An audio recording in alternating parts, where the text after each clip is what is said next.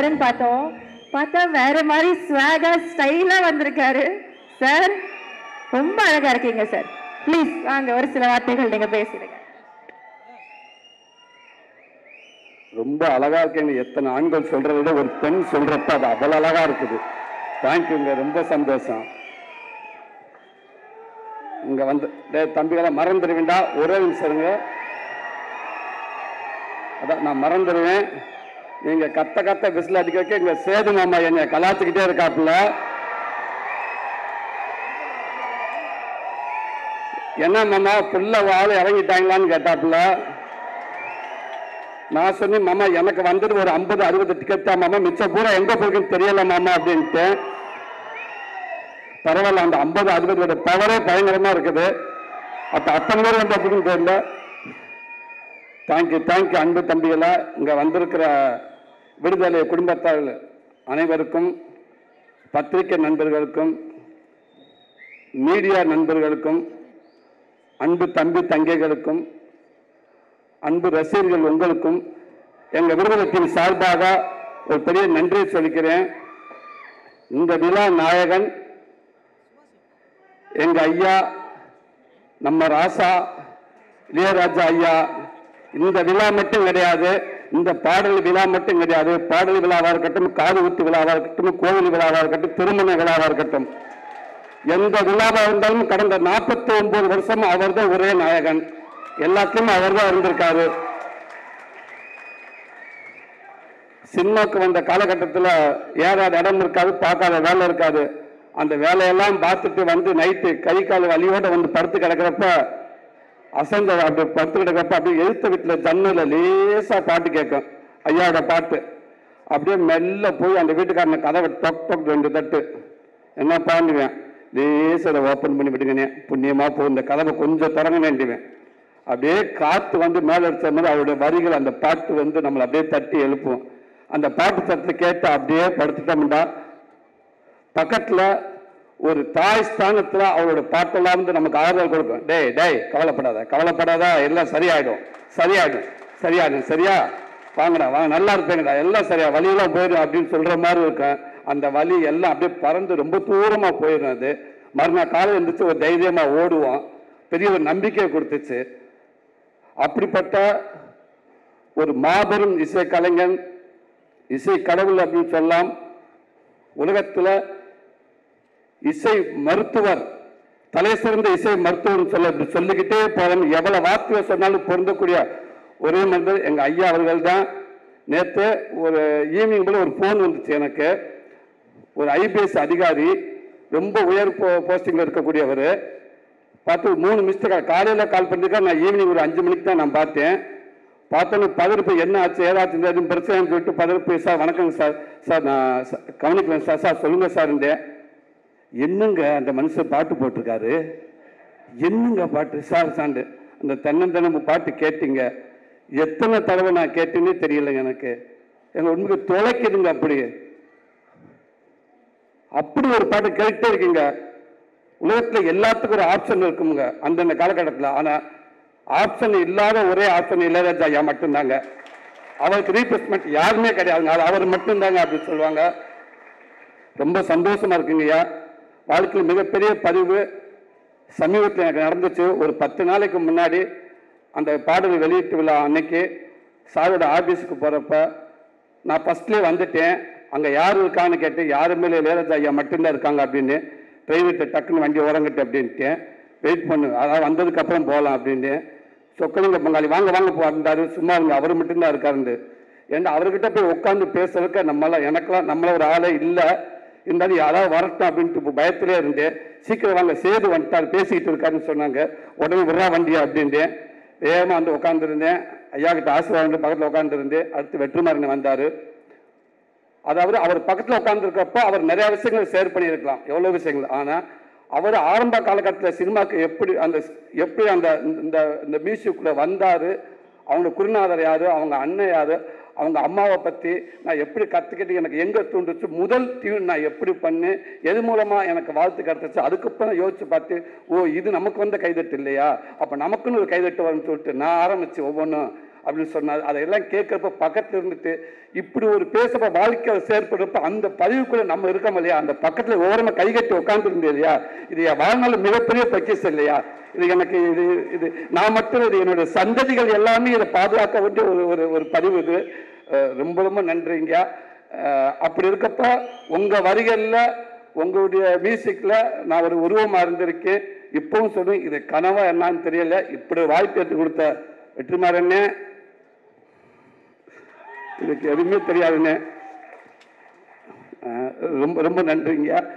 அடுத்துங்க வந்து ராஜ்மேன் sir, so உங்களோட work பண்ண ரொம்ப நன்றி சார். இந்த படத்தில் அவன் வில்லன்களாக வந்து கத்தி சத்தம் வந்து கத்தின்னு சொல்லுவாங்க, கன்னு எதுவுமே இல்லாமல் ஒரு கொடூர வில்லன் அப்படின்னா படத்துக்குள்ள சொல்கிறேன், உங்களை மட்டும்தான் சொல்லணும் சார். அப்படி ஒரு பதிவாக இருக்குது அண்ணனோட இது. நீங்கள் பார்ப்பீங்க, அந்த விடுதலை 1 பார்த்தீங்க இல்லையா, இப்போ விடுதலை 2ல் பார்ப்பீங்க. அவரோட அற்புதமான ஒரு ஆக்டிங்க. வாழ்த்துக்கள் உங்களோட உறுப்பினரில் ஜாக்கியண்ணே, வழக்கம்போண்ணே. நீங்கள் இருந்தாலும் நீங்கள் எல்லாக்களும் உங்களுடைய பங்களிப்பு சினிமாக்குள்ள அதிகமாகவே இருந்துக்கிட்டே இருக்குன்னு ரொம்ப சந்தோஷம். உங்கள் வாழ்த்துக்கள். சேத்தனே உங்களுக்கும் வாழ்த்துக்கள்னே. சாரி நம்ம எல்லாம் ஒன்றா தான் இருந்தாலும் நான் நீங்கள் சீரியல் அடிப்படையில் சொல்கிறேன். ரொம்ப சந்தோஷம் உங்களுக்கு ஒர்க் பண்ணல. அன்பு தம்பி கவின், நீ சொன்ன மாதிரி அந்த கேரளாவில் நீங்கள் கருணாசனன் நடிக்கிறப்ப நீ நடிச்சுக்கிட்டு இருந்தால், நானும் கேரளா ஃபஸ்ட்டு ஒரு மலையாள படத்தை கூட்டி போயிட்டாங்க. அங்கே போய் நடிச்சுக்கிட்டு இந்த ஆரம்ப காலகட்டத்தில் டக்குன்னு பிரேக்குன்னு விட்டுருவாங்க, எங்கே போய் உட்காருன்னு தெரியாது. மழை வச்சு ஒரு ஓரமாக ஒண்டிக்கிட்டு வந்து உட்காந்துருந்து நான். அப்போ நீ வந்த அண்ணன் அவங்க அப்பா வந்ததுனால பார்த்து பேசிட்டு இருந்தேன். நிறைய விஷயங்கள் அண்ணன் சொன்னார். இன்னைக்கு இந்த படம் பார்க்குறப்ப வெற்றிமாறன் ஒரு 2 சீன் போட்டு காட்டினாங்க. அதில் அவனுடைய பங்களிப்பு அப்படி இருக்குது. வாழ்த்துக்கள் தம்பி. சினிமாவில் அவர் மூலமாக கண்டிப்பாக மிகப்பெரிய ஒரு நல்ல இடம் இருக்குன்னு நான் நம்புகிறேன். உடம்பு அவ்வளோ சூப்பராக வச்சுருந்தேன், செம்ம ஃபைட் பண்ணியிருந்தேன் தம்பி. வாழ்த்துக்கள் தம்பி. வணக்கம். ப்ரொடியூசர் அண்ணன், நீங்கள் அடிக்கடி சொல்லுவீங்க எங்கே ஆரம்பித்து எங்கேயோ வந்து நின்றுருக்கு. இது எல்லாமே ஒன்றுமில்ல, இறைவன் தான். வெற்றி சமைச்சுக்க நம்பிக்கை தான், அவர் வச்சுருக்காத. ஒன்று மனசை நல்லா ஹாப்பியாக வச்சுக்கிடுவோம், நமக்கு எல்லாமே நல்லதாகவே நடக்கும். ஒரு படம் ஆரம்பிக்கிறது எப்படியோ அதை எங்கே போய் முடிக்கணும் அந்த படத்துக்கு தெரியும். அதை தேடிக்கிட்டே இருக்குது, அது போய்கிட்டே இருக்குது. அது ஒரு நல்ல இடத்துல போய் நிற்கும் கண்டிப்பாக அப்படின்னு சொல்லுவீங்க. அது உங்களுடைய எண்ணம் போல்னே. கண்டிப்பாக இந்த படம் மிகப்பெரிய அடுத்த படம் எப்படி விடுதலை 1 உங்கள் எல்லாத்துக்கும் பிடிச்சிச்சு, விடுதலை 2 உங்கள் எல்லாத்துக்கும் பிடிக்கும்னு நான் நம்புகிறேன். கண்டிப்பாக நல்லாயிருக்கும். உங்களுக்கு நன்றிண்ணே, வாழ்த்துக்களுங்கண்ணே. பவான் சிறே, ரொம்ப சந்தோஷம் உங்களை ஒர்க் பண்ணிருக்கு, ரொம்ப சந்தோஷம். அனன்யா பட்னம், உங்களுக்கு நன்றி மேம். தமிழண்ணே நன்றிங்கண்ணே. சார் உங்களுக்கு வாழ்த்துக்கள் சார். சேது மாமா, லவி மாமா, கொஞ்சம் படம் பார்த்தேன்.